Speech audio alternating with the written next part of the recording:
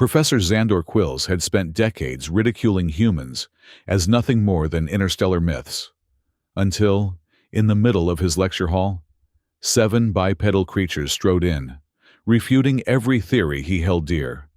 As alarms blared and holograms flickered, reality shattered. Homo sapiens were real, and they had come to set the record straight. In that instant, a routine xenomythology class became the crucible of galactic history. The vast amphitheater of Advanced Xenomythology 57 hummed with the low-frequency vibrations of multiple species settling into their anti-gravity pods. Nova Mandara's famous lecture hall, crown jewel of the Interstellar University, adjusted its atmospheric regulators to accommodate the 47 distinct respiratory requirements of today's audience. Holographic projectors warmed up with a faint blue glow along the tiered walls, while Professor Xandor Quills stood at his console, 4 compound eyes scanning the attendance logs. Another full class, he murmured to himself, a slight tremor of satisfaction rippling through his decorative tendrils. Excellent. The professor's secondary vocal organ thrummed a melodic tone that signaled the start of class, a sound that had become synonymous with intellectual rigor throughout the galactic academic community. His 4 appendages worked in fluid coordination, manipulating the holographic controls to bring up his opening slide. Human myths, the galaxy's most persistent delusion. Welcome to Advanced Xenomythology 57, Quills projected, his voice modulating to reach the farthest hovering student. Today, we continue our examination of humanity, the most fascinating, pervasive, and utterly implausible xenomyth in recorded galactic history. A ripple of anticipatory chuckles pulsed through the audience. Several gaseous entities in the back row visibly brightened in amusement. With a flourish, Quills activated the main projector, and a 3-dimensional image of a human rotated in the center of the hall. A bipedal creature with 2 arms, 2 legs, a single head with forward-facing eyes, and a remarkable absence of tentacles, secondary breathing apparatuses, or protective carapaces. Behold, Quills announced with a theatrical wave of his upper appendages. The human, 2-armed, 2-legged, single-heart bipeds, possessing, if the myths are to be believed, absolutely no redundant organs, not a single backup respiratory system. He paused for the inevitable murmur of disbelief. I know. Absurd from a pure evolutionary standpoint. In the 3rd row, a gelatinous student named Global quivered in what might have been suppressed laughter. Nearby, Nexol, a blue-scaled linguist, flicked an antenna in skeptical attention.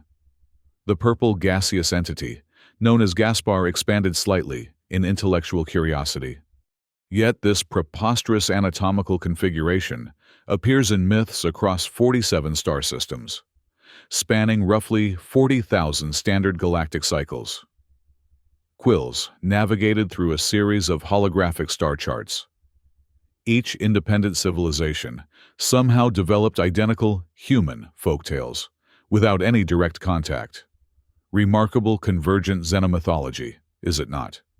From a side entrance, Professor Melvadoon floated in, her translucent pseudopods rippling with barely concealed irritation. As Quills's departmental rival and the leading proponent of the controversial human convergence theory, she had endured years of professional marginalization. She settled at the back of the hall, her biomorphic form pulsing with deep magenta, a clear sign of academic indignation. Quills pretended not to notice her entrance and continued with evident relish. But the anatomical impossibilities are merely the beginning of the human paradox. Let us consider their supposed psychological profile. He summoned a new hologram, a wheel of contradictory traits. Fragile, yet remarkably resilient. Rational, yet deeply emotional. Aggressive, yet fundamentally cooperative. Individualistic, yet collectively oriented. The professor's tendrils fluttered in amusement. One might as well describe a creature that is simultaneously solid and gaseous, Hot and cold, matter and antimatter. Appreciative chirps and bubbling sounds emanated from the audience.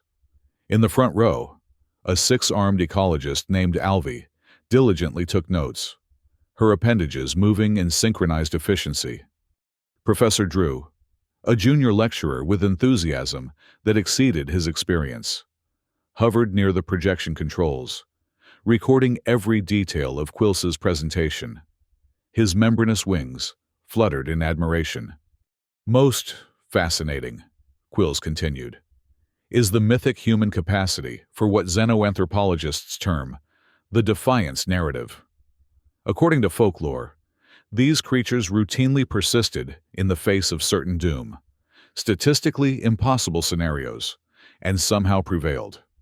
This trait appears in virtually every human mythic cycle, yet violates fundamental probability mechanics. He displayed a gallery of ancient alien artwork depicting the mythic humans in various acts of improbable survival, standing against towering predators, surviving in vacuum, enduring extreme temperatures. Consider the biological absurdity, Quills gestured, his voice rich with scholarly condescension. A species with no exoskeleton, no natural toxins, no enhanced speed or strength, no psychic abilities, yet somehow spreading across multiple worlds? Preposterous. In her hoverpod, Talvi, a sociologist with an exceptional record of field research, raised a slender appendage. Professor, could these convergent myths not indicate some shared cultural contact in the distant past? Perhaps an actual species that... the so-called Melva-Dun hypothesis, Quills interrupted, casting a deliberately pointed glance toward the back of the hall. A charming but ultimately untenable proposition. For such a theory to hold, we would need to explain how these humans traversed interstellar space over 40,000 cycles ago, yet left no technological footprint whatsoever. From the back of the hall, Melva-Dun's form darkened slightly, a physiological response to academic dismissal. No, my esteemed students, Quills continued, the explanation is far more elegant. Interspecies psychological parallels. All sentient life forms desire heroes who transcend biological limitations. The human is simply the galactic subconscious made manifest, a shared delusion spanning time and space. He displayed a series of neurological scans. The mythic human represents a collective desire for a creature that bridges the rational and emotional divides so many species experience. The holographic human rotated slowly above the lecture hall, its simple form appearing almost childish among the diverse alien physiologies present. I've dedicated my career to debunking these persistent myths, Quills declared. And I can state with absolute certainty, humans never existed. They cannot exist. They are biologically, evolutionarily, and physically impossible. As his declaration echoed through the hall, a low-frequency tremor suddenly rippled beneath their feet. The holographic projection flickered momentarily, then stabilized. Professor Quills hesitated, compound eyes blinking in sequence. Merely a gravitational fluctuation. Nothing to... Another tremor, stronger this time, rattled the seating pods. The atmospheric regulators emitted a warning hum. Several students shifted nervously. Gaspar's gaseous form contracted anxiously. Peculiar, Quills muttered, checking his console. The environmental systems seemed to be... A piercing alarm cut through his words. Red hazard lights began pulsing around the perimeter of the lecture hall. An automated voice, speaking in 17 distinct languages simultaneously, announced, "Unregistered vessel has breached orbital security. Non-security personnel evacuate immediately. This is not a drill. Repeat, unregistered vessel has breached orbital security." Chaos erupted. Talvi's hoverpod wobbled precariously. A Gorthan student's tentacle detached in shock, an embarrassing autonomic response, causing nearby students to avert their visual organs respectfully. Global's gelatinous surface rippled in waves of anxiety. "Remain calm," Quills commanded, his secondary vocal organ emitting a soothing harmonic. "This is clearly a malfunction in the—" The massive doors at the rear of the lecture hall slammed open with concussive force. The room fell instantly silent. In the doorway stood 7 silhouettes. Even from a distance, their configuration was unmistakable. Bipedal, 2-armed, single-headed figures. They stepped forward in unison, moving with purpose down the central aisle. Professor Quills froze, all 4 eyes widening in succession. His console slipped from his grasp, clattering to the floor with a sound that seemed to echo for eternity. The creatures reached the central presentation area, accidentally crashing into a projection node. The holographic human image flickered and vanished. In its place stood the real thing. "This is impossible," Quills whispered, voice cracking. "Humans don't exist." The tallest of the creatures stepped forward, its facial features arranged in what xenomythologists had long described as a smile, a purported expression of non-aggressive intent. When it spoke, it did so in perfect galactic standard, without any translation device visible. "Captain Jake Parker, Terran Expedition Vessel, Curiosity," it announced. "Sorry to interrupt, but we thought we might audit this particular lecture. It seems we have a vested interest in the subject matter." From the back of the hall, Professor Melvadoon's triumphant gasp could be heard clearly, followed by a barely suppressed sound that might have been academic vindication. For perhaps the first time in his distinguished career, Professor Xandor Quills found himself utterly speechless. Captain Parker approached the dais, where Quills stood paralyzed, extending a 5-fingered appendage in what appeared to be a greeting gesture. "Professor Quills, I presume. Your reputation precedes you. The galaxy's foremost human skeptic, correct? I believe we have quite a lot to discuss." The lecture hall remained frozen in collective shock. A student in the front row emitted a high-pitched whine of cognitive dissonance. Quills finally regained minimal composure, his tendrils flattening against his cranial ridge, a sign of extreme distress. "Identify yourselves," he demanded, voice strained. "Provide identification. Show me credentials. This is clearly an elaborate hoax." A female human stepped forward, her darker pigmentation and different facial structure demonstrating the very diversity Quills had just mocked as mythic exaggeration.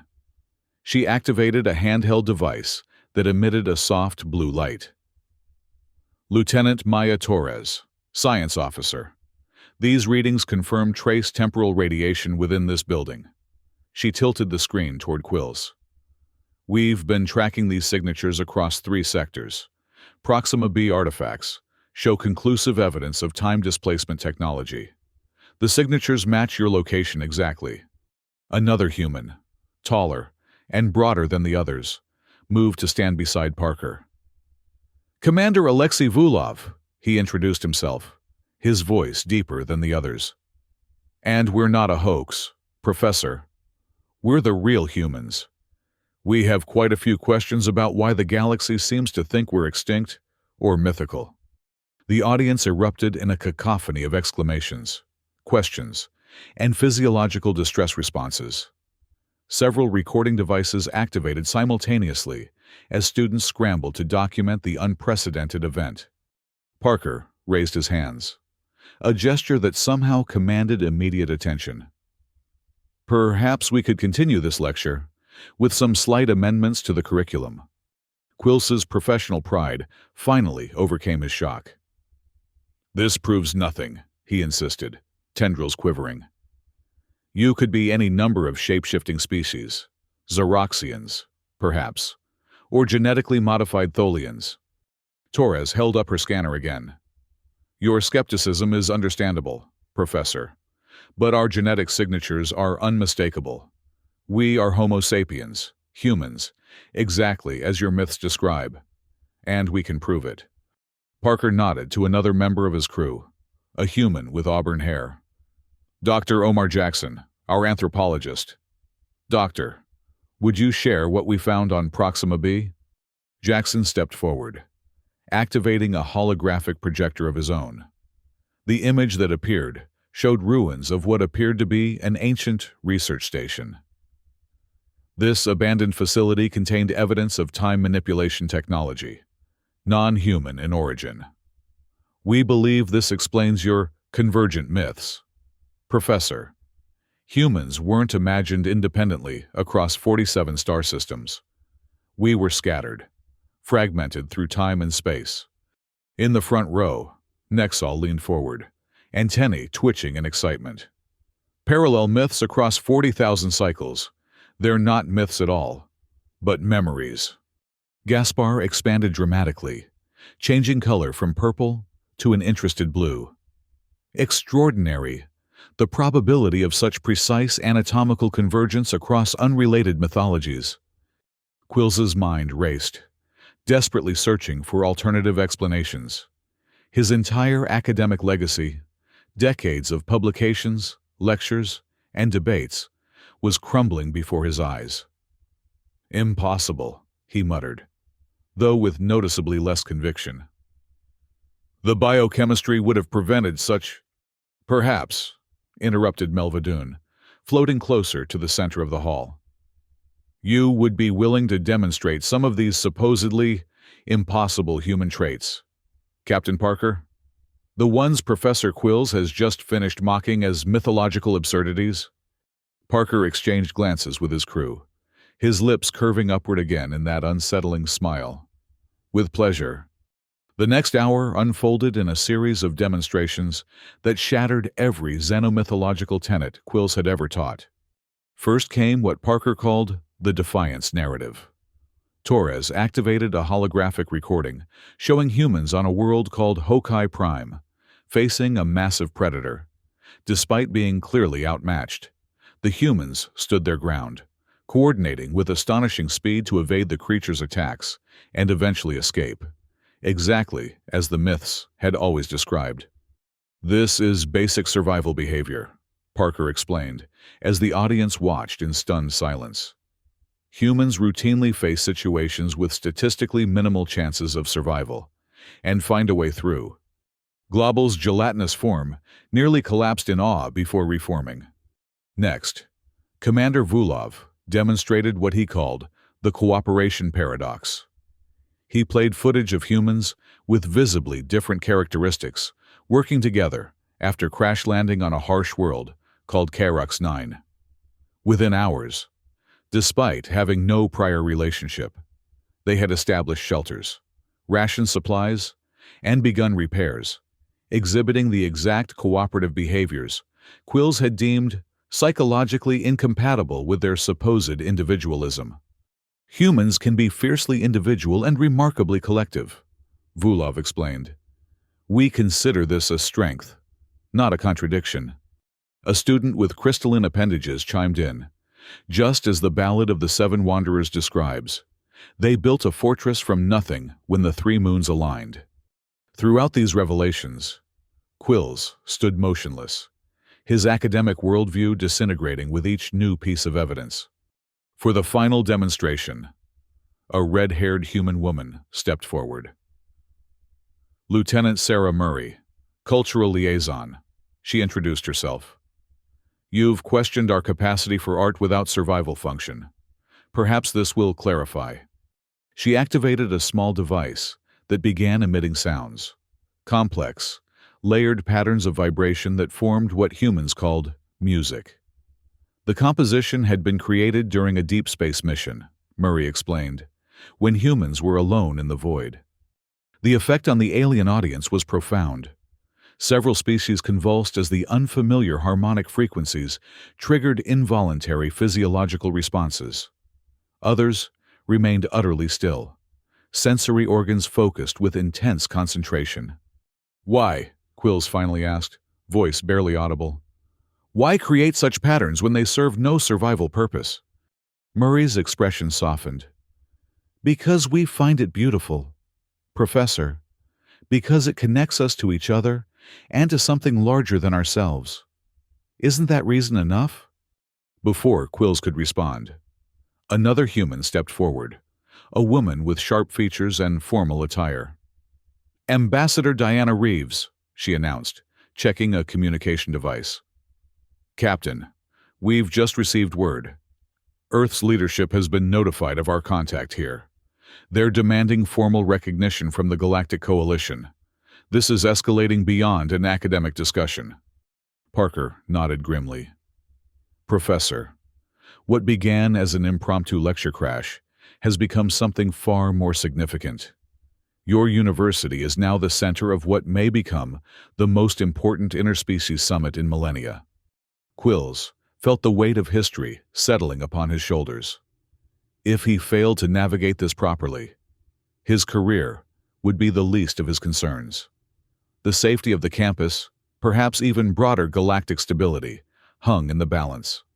Meanwhile, Torres was studying her scanner with growing concern. "Captain, I'm picking up scattered traces of human temporal radiation across the sector. These readings suggest hundreds of lost human enclaves might exist throughout the galaxy. If we don't locate them soon." "What happens if you don't?" Quills found himself asking. Torres looked up, her expression grave. "Temporal instability, Professor. Cascading timeline fractures. We're already detecting early warning signs." Parker approached Quills directly.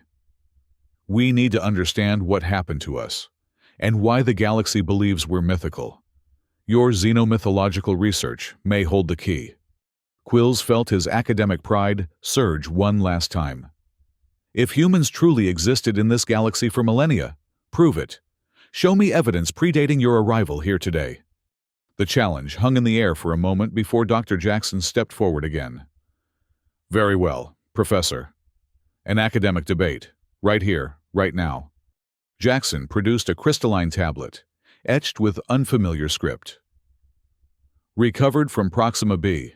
Carbon dating places these artifacts at approximately 35,000 galactic standard cycles old.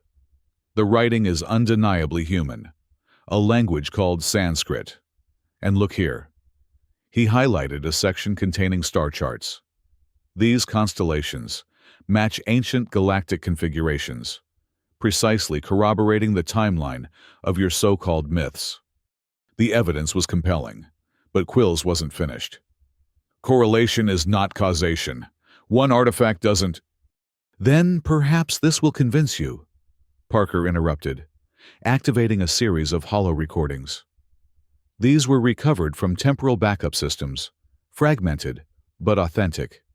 The recordings showed humans fighting alongside alien allies during what appeared to be the Great Void War, an event documented in nearly every civilization's historical archives. Humans, supposedly mythical, were clearly visible coordinating defensive maneuvers with species still extant in the galaxy. Each snippet of footage directly contradicted a major xenomythological tenet taught by generations of scholars. The evidence was becoming overwhelming.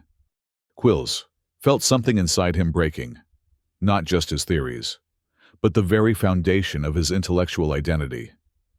His four eyes blinked rapidly in sequence, a sign of extreme cognitive distress. The lecture hall darkened as seismic tremors intensified. External sensors reported another unregistered vessel approaching the campus. A wave of anxiety swept through the audience. "Our mission is not conquest," Parker assured the frightened gathering. "We seek to understand what, or who, scattered us through time, and why." Quills found his voice again, desperate for some thread of his worldview to remain intact. "If you were scattered through time, who did this? Show me proof of an entity capable of rewriting history on such a scale." Torres's scanner suddenly emitted an urgent series of beeps. "Captain, I'm detecting a massive temporal field emanating from Dr. Jackson's holoprojector. The demonstration might be triggering a timeline cascade." Jackson examined the device, his expression shifting from confusion to dawning realization. "There's an encrypted sublayer in this recording, one we didn't detect before." He worked the controls frantically. It's a message." The hologram flickered, resolving into text in an ancient script. Jackson translated aloud.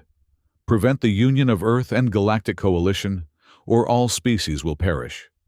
A final tremor shook the lecture hall, causing the hologram to glitch momentarily. In that instant, a symbol appeared, a black sun eclipsing the galactic core. It vanished almost immediately, but not before everyone present had seen it clearly. "That sigil!" gasped Melvadoon. "I've never seen it in any xenoanthropological record." "Nor I," admitted Quills, his voice barely audible. "Which suggests an agent even more ancient than your human civilization." The implications were staggering. Not only were humans real, but some unknown entity had deliberately scattered them through time, leaving behind only mythic echoes. And now, as humans and aliens reconnected, this same entity appeared to be intervening again. 4 tears welled in Quills's compound eyes, a physiological response to profound intellectual upheaval. Everything he had built his career upon had been upended in a single morning. Melvadoon floated closer, her pseudopods glistening with vindication. "You see, Xandor, I was right all along." Parker approached Quills, placing a reassuring hand on the professor's shoulder, a gesture that would have seemed unthinkable hours earlier. "We're not here to humiliate you, Professor. We need your help to decode these myths, the stories your species have been telling about mine for millennia. They may contain the clues we need to understand who scattered us, and to stop whatever entity is planning to erase both our timelines." Quills looked around the lecture hall, at his stunned students, at Melvadoon's triumphant form, at the human delegation standing where his holographic mockery had been. In that moment, he made a decision that would alter his life, and perhaps the course of galactic history. "Very well, Captain Parker. It seems I have some revisions to make to my curriculum." The unregistered vessel finally landed on the campus quadrangle, its silhouette visible through the massive observation windows overlooking the university grounds. Campus security personnel took up positions, but stood down when Parker gave a signal through his communication device. "I've granted them diplomatic clearance," he explained. "That would be the rest of our delegation." Ambassador Reeves stepped forward, now flanked by high-ranking Galactic Coalition envoys who had evidently been summoned during the demonstrations. "Professor Quills," she announced formally, "the Chancellor demands an immediate council meeting. You and the human delegation are to present all findings regarding this temporal displacement situation." The political implications were beginning to cascade as rapidly as the scientific ones. Quills could overhear coalition officials murmuring among themselves. If humans have been scattered across history, this could rewrite treaties, alliances, even property claims throughout the sector. What had begun as an academic lecture was now poised to reshape galactic governance. Quills straightened his posture, his tendrils lifting in what his species recognized as dignity in the face of profound change. He addressed the assembled students, faculty, and human visitors. "It appears that what we have long dismissed as xenomythology may in fact be fragmented cosmic history. The human myths are not mere stories. They are echoes of events scattered across time." A murmur of excitement rippled through the audience. Several students activated additional recording devices, aware they were witnessing a historic moment. Melvadoon drifted to Quills's side, her earlier smugness tempered by the gravity of the situation. "Congratulations," she whispered. "It takes a true scholar to embrace evidence that contradicts a lifetime of work." Quills nodded, acknowledging both her words and his own blindness. Years of unconditional skepticism had prevented him from seeing possibilities that now seemed obvious. In his zeal to debunk, he had missed the truth hiding in plain sight. Parker stepped forward, addressing the room with natural authority. "I propose we establish the first official cross-species course on actual human history, replacing the old xenomythological curriculum. This isn't just an academic exercise. It may be essential to understanding the temporal threat we all face." I will co-chair such an initiative. Quills volunteered immediately, surprising himself with his eagerness. Alongside Dr. Jackson, perhaps, and Professor Melvadoon should lead our temporal archaeology research. Melvadoon's form brightened in approval. I accept. Professor Drew, Quills continued, would you and Talvi collaborate on documenting alien cultural reactions to human arts? Lieutenant Murray could provide appropriate samples. The junior lecturer bobbed enthusiastically, wings fluttering in excitement. Around the lecture hall, students began volunteering for specialized research tracks. Nexal would investigate linguistic anthropology. Gaspar offered to compare human biochemistry with known galactic species. Global, still quivering with excitement, proposed studying human artistic expression through gelatinous interpretation. Reeves observed this impromptu organization with approval, then spoke quietly into her communication device. The first phase is proceeding smoothly, she reported to someone off-site. The academic community is adapting more quickly than anticipated. On a nearby console, she opened a short-range subspace channel to the Chancellor's office. We need to prepare for full diplomatic integration, she advised. Earth's return will force the coalition into immediate crisis management. How do we incorporate a species that has been presumed mythic for millennia? Quills overheard a coalition envoy respond, if humans have been scattered through time for eons, this could invalidate countless territorial agreements. Worlds long thought abandoned might suddenly have legitimate claimants. The academic revelation was rapidly transcending into a matter of galactic politics. As administrative details were being arranged, Quills found himself standing beside Parker at the central dais, surveying the bustling activity that had transformed his lecture hall into an impromptu command center. Tell me honestly, Captain, Quills asked quietly, was there never any evidence of humans before today? No spacecraft, no ruins, nothing that might have given credence to Professor Melvadoon's theories? Parker's expression grew thoughtful. That's what we're trying to understand ourselves. From our perspective, we were exploring routine archaeological sites on Proxima b when we discovered evidence of the temporal displacement technology. We had no idea the galaxy thought we were myths. He paused. It's as though someone very deliberately erased us from history, leaving just enough traces to become legends. But why? Quills wondered. What purpose would be served by scattering an entire species across time? Torres approached, her scanner still active. That's the trillion-credit question, Professor. But these temporal readings suggest it wasn't a natural phenomenon. Someone, or something, wanted humanity removed from the galactic stage. Jackson joined them, holding the crystalline tablet. And now that we're returning, that same entity appears to be warning against our reunion with the greater galactic community. Prevent the union of Earth and galactic coalition, or all species will perish. Those aren't the words of a benevolent guardian. Quills's tendrils flattened in thought. If there truly is an ancient force capable of manipulating time itself, we must proceed with extreme caution. Your arrival here may have triggered automated systems set in place millennia ago. Parker nodded grimly. All the more reason for humans and the coalition to work together.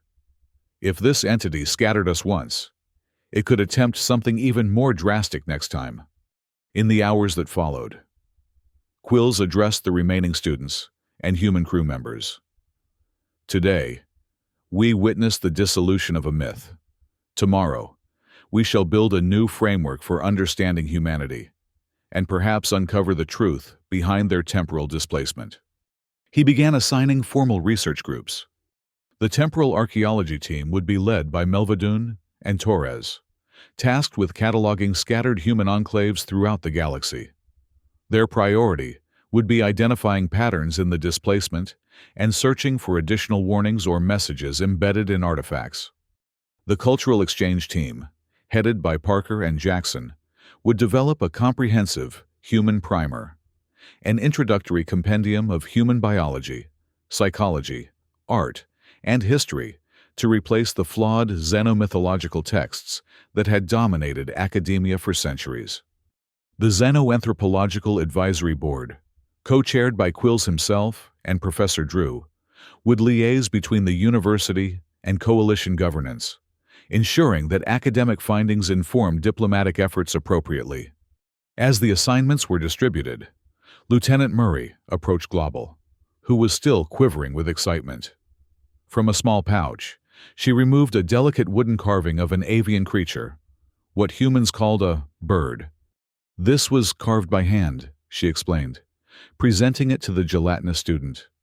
No practical purpose, no survival advantage, just an expression of beauty and creativity. Global enveloped the carving carefully, forming a protective bubble around it. The gesture needed no translation. Gratitude transcended species boundaries. As the day waned and preparations began for an interspecies symposium to be held the following morning, Quills found himself alone in the emptied lecture hall. The holographic projectors were dormant now, the seats vacant. He touched the console, where hours earlier he had stood in such confident ignorance. "If only I'd left room for wonder sooner," he whispered to the empty space. Meanwhile, across campus, the unknown future loomed. The Chancellor had ordered an emergency session of the Coalition Council. Earth's representatives were preparing formal recognition documents. And somewhere in the vast archives of the university library, graduate students were already rewriting xenomythology textbooks to reflect the day's paradigm-shifting revelations. Yet, even as these promising developments unfolded, a shadow lingered at the edges of consciousness. The black sun sigil, the eclipse over the galactic core, remained unexplained. The entity that had scattered humanity continued to watch from the shadows, its motives unclear, its power undiminished.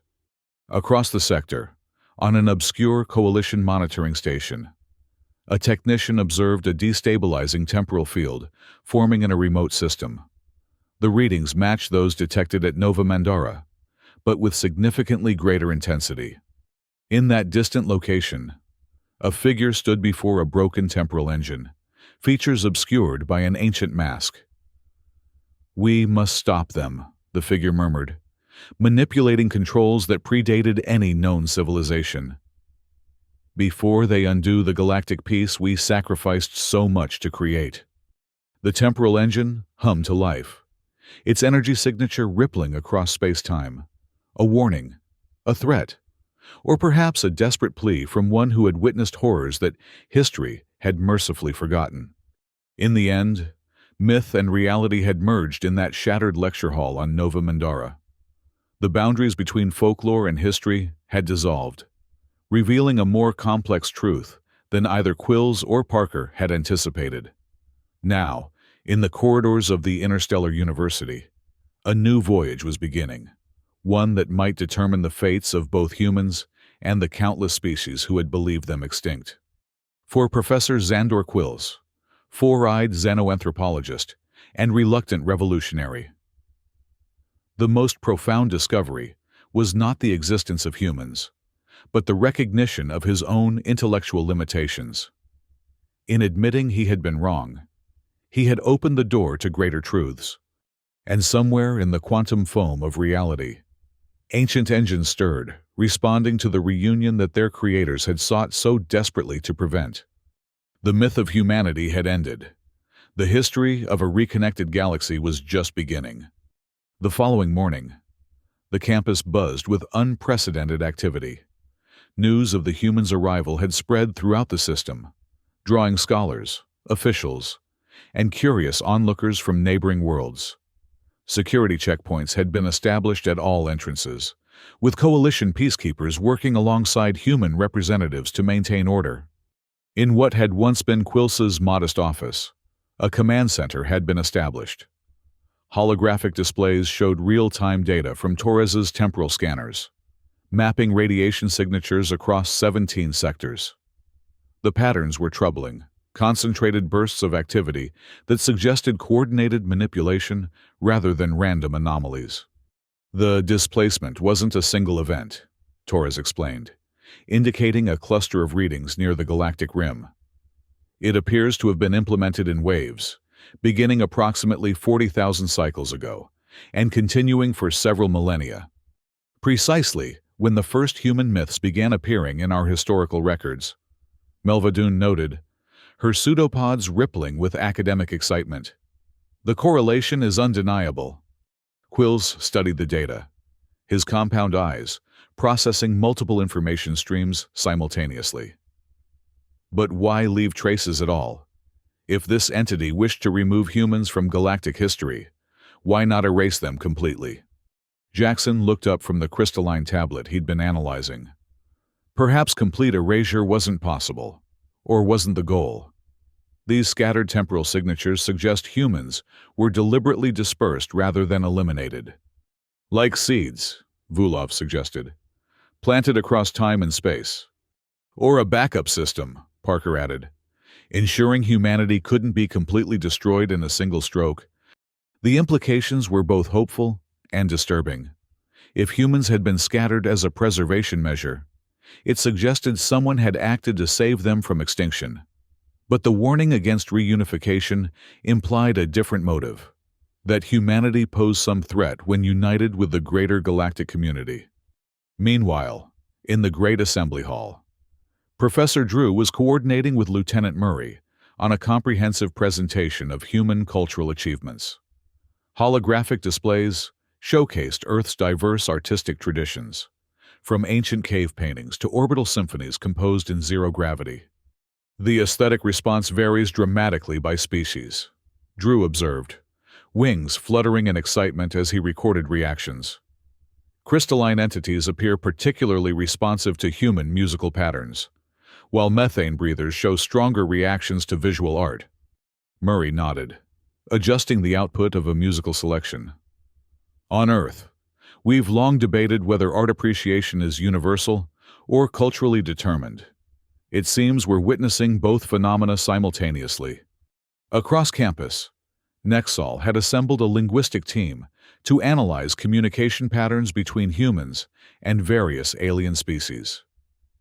Their vocal range is surprisingly adaptable, the blue-scaled linguist reported to a gathering of colleagues. While anatomically limited compared to multi-throated species, humans compensate with remarkable tonal variation and nonverbal cues. In the biology department, Gaspar expanded his gaseous form around tissue samples provided by the human delegation. Fascinating redundancy in their neural pathways, he communicated via a translator. Despite having no backup organs, their central nervous system shows extraordinary plasticity. Physical damage that would be fatal to more advanced species can sometimes be overcome through neurological rerouting. The collaborative spirit that had spontaneously emerged was precisely what Ambassador Reeves had hoped for. As she reported to Earth's Leadership Council, the academic community has provided an ideal buffer for first contact. What could have been a diplomatic crisis has instead become a scholarly exchange. But not all responses were so positive. Coalition security had reported isolated protests on neighboring worlds. Some religious orders viewed the return of humans as an apocalyptic omen. Corporate entities worried about property claims on worlds that might suddenly have human historical connections. Political factions debated whether humanity deserved immediate coalition membership or should undergo a probationary period. These concerns reached quills when a coalition envoy arrived at the command center, mandibles clicking in agitation. The Chancellor requires a preliminary assessment, the envoy announced. Is there any verification of the warning message? Does the reunification of humans with the coalition truly pose a threat? Before Quills could respond, Torres's scanner emitted a series of urgent beeps. Temporal surge detected, she reported, eyes widening. Massive displacement energy building in the Centauri sector. Parker moved quickly to her side. Location? Proxima B, Torres confirmed. The same archaeological site where we found the first evidence. Jackson accessed the central communication array. We need to dispatch a research vessel immediately. If the temporal engine is activating, It may already be too late, Torres interrupted, showing them the scanner readings. These energy levels suggest a displacement event is imminent. Something, or someone, is about to be moved through time. The coalition envoy's mandibles clicked rapidly, a sign of extreme distress. This must be reported to the Chancellor immediately. If hostile temporal manipulation is occurring, we don't know that it's hostile, Parker cautioned. We still don't understand the motives behind the original displacement. Quills studied the scanner readings, his academic mind finding patterns in the chaos. These energy signatures match precisely with those theorized in Melvadoon's original papers on human convergence. The displacement mechanism appears to be targeting specific temporal coordinates. What does that mean in practical terms? The envoy demanded. It means, Quills explained, that whoever is operating this technology isn't trying to scatter humans randomly. They're selecting exact points in time, with precision that suggests intimate knowledge of both human and coalition history.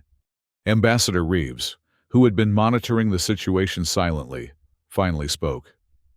We need to form a joint expedition, human and coalition scientists, with appropriate security. This isn't just an academic question anymore.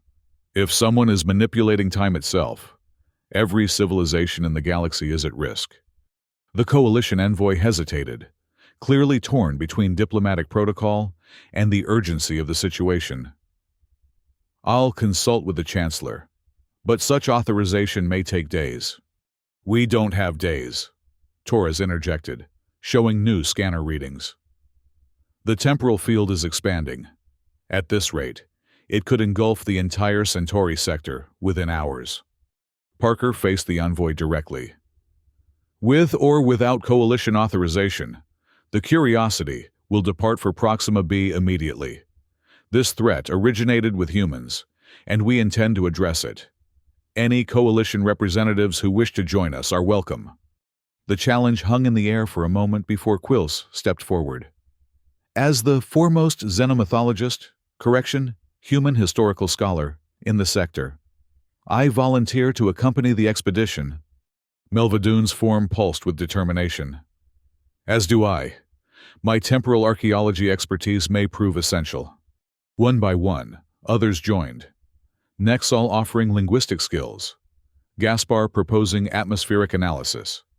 Even Global suggesting that a gelatinous entity might access spaces impenetrable to solid beings. The coalition envoy's mandibles stilled as he observed this spontaneous coalition forming. I will inform the Chancellor that an emergency research team has been assembled, he conceded. Official authorization will follow. Within hours. The Terran vessel, Curiosity, was prepared for departure. Originally designed as an exploration ship, it had been hastily reconfigured to accommodate multiple species. Atmospheric chambers for methane breathers adjoined crystalline habitats for silicon-based entities. The research bay had been expanded to include both coalition and Earth scientific equipment. As final preparations were underway, Quills found himself on the observation deck, gazing out at the university campus, the institution that had defined his life's work. Everything he had taught, everything he had believed, had been fundamentally challenged in a single day. Having second thoughts, Professor? Parker asked, joining him at the viewport. Not about the mission, Quills replied, tendrils rippling thoughtfully. But about the limitations of knowledge itself. I was so certain of what I knew, so dismissive of alternative theories, that I became blind to possibilities outside my understanding. Parker nodded. Humans have a saying. There are more things in heaven and earth than are dreamt of in your philosophy.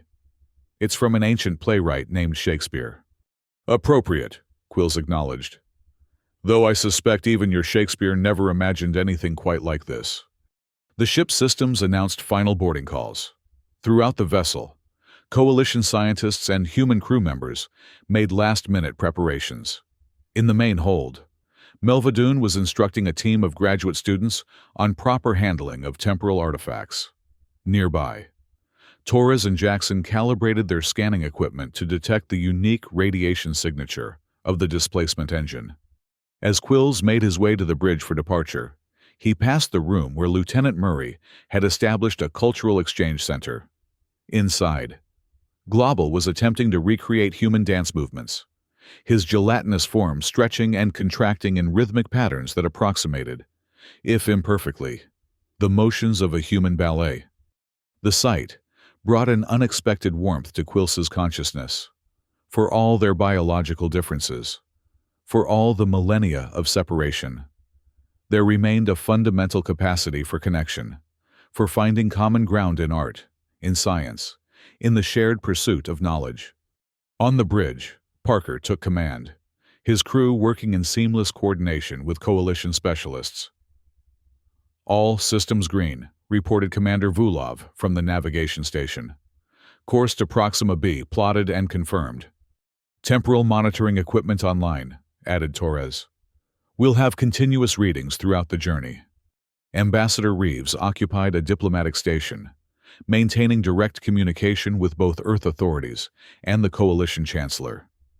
"We have provisional clearance," she announced. "Coalition defense forces have been advised not to impede our progress." Parker nodded, then addressed the entire complement via shipwide communication. "This mission represents more than scientific inquiry. We face an entity that has demonstrated the power to manipulate time itself, to scatter an entire species across millennia. We don't yet know if their motives were protective or malevolent, but the warning against our reunification cannot be ignored." He paused, allowing his words to reach translation systems for non-human crew members. "Whatever we discover at Proxima B, we must approach with open minds and united purpose. This is no longer about humans or the coalition separately. It's about the future of all sentient life in our galaxy." Throughout the ship, beings of diverse biological origins listened with what might be called across species boundaries, respect. The divisions between them, physiological, cultural, historical, seemed suddenly less significant than what they shared: curiosity, determination, and the will to shape their collective destiny. As the Curiosity broke orbit and accelerated toward the Centauri sector, Professor Xandor Quills felt something he had rarely experienced in his distinguished academic career: genuine uncertainty.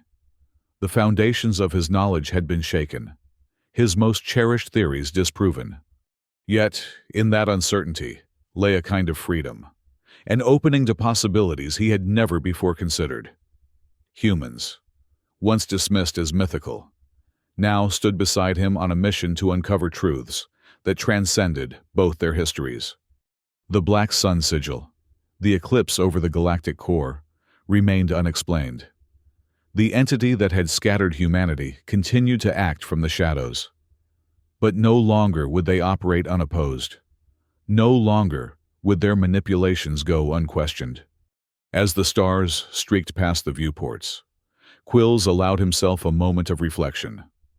In the end, the most persistent human myth, the defiance narrative that he had so often mocked, was proving to be their most defining truth. Faced with forces that sought to erase them from history, humanity had endured. Scattered across time and space, they had survived, created, remembered. And now, reunited with the greater galactic community, they might finally discover why someone had gone to such extraordinary lengths to keep them apart.